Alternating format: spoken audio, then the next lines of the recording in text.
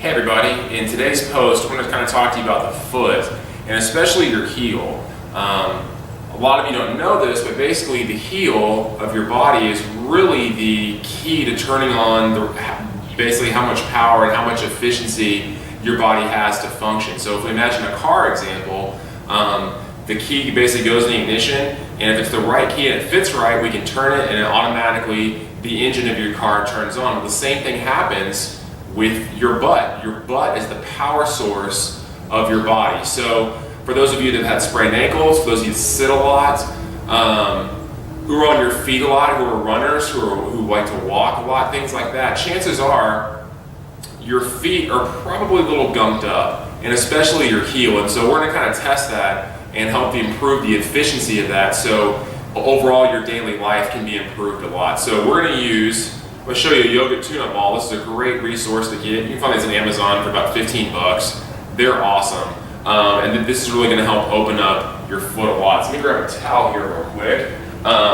If you have a yoga tune-up ball, what you can do is you can take the ball and you're going to place, I'm going to use it on my right foot here. I'm going to place it right above my ankle bone, just like that. I'm going to get some pressure right in there. And all I'm going to do is take my hand and push down my heel towards the ground. The reason why is this is causing what's known as eversion of my heel and helping it collapse a little better.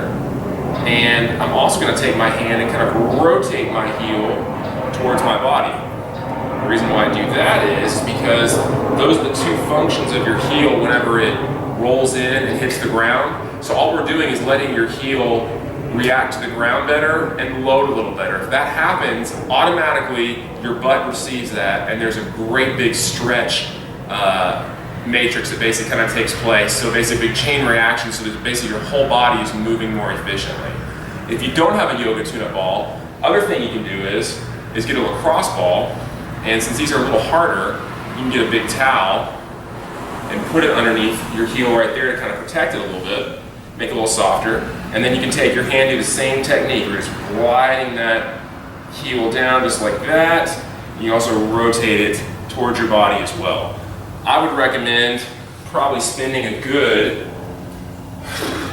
minute at least in each direction, really just driving that heel down and also rotating it towards you.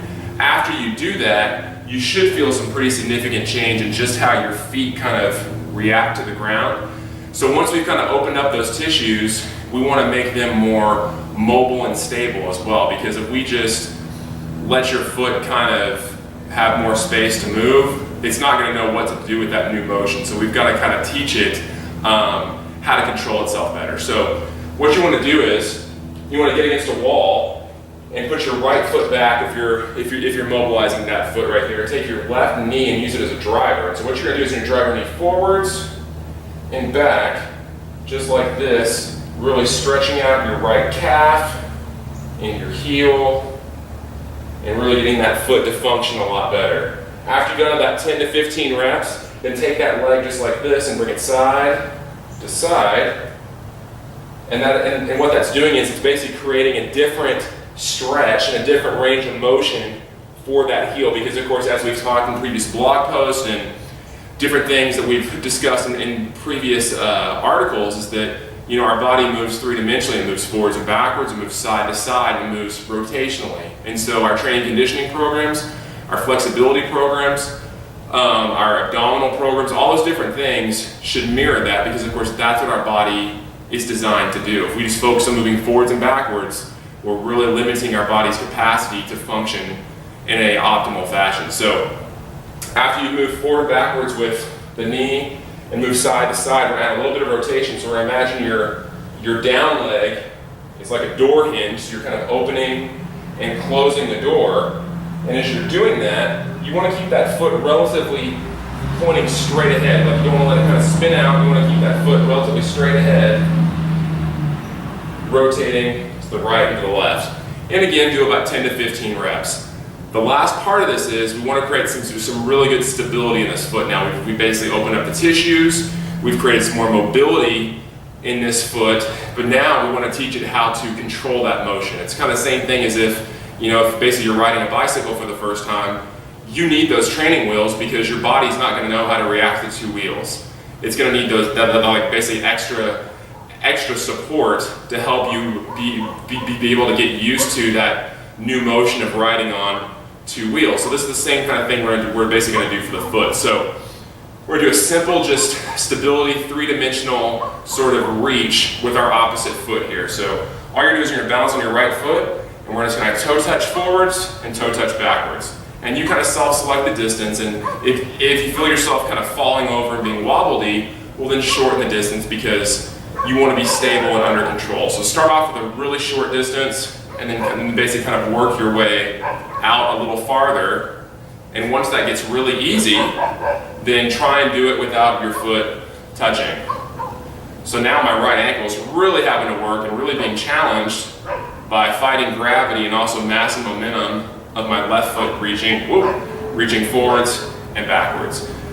So for this, I do anywhere from 8 to 15 reps, forwards and backwards, and then I would repeat the same step going side to side. So I'll step over here, whoops, let's step a little too far, then reach across, step out here, reach across, and then gently just increase the distance a little bit. And then if you're successful enough, I don't think I am, to take my foot off the ground. You can see I'm kind of falling over. Just kind of step and come back.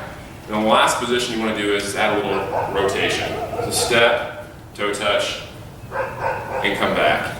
If this exercise is too challenging for you, where you feel like you're falling all over the place, just put your hand against a wall or a doorway and repeat that same exercise to give yourself a level of success where you feel like you really can accomplish that exercise and build up off of that. So I hope these 3 tips have really helped you guys and really helped your feet function better. And I hope that I really hope you can tell a difference in just how you can squat better, how you can lunge better, how you can reach down and pick up your kids off the ground without, having your back hurt as much. Gardening or whatever you like to do for fun, this should really improve your quality of life a lot. So if you guys have any other questions, feel free to leave your comments on the blog section or reach out to us by email. Have a great day, and we'll see you soon.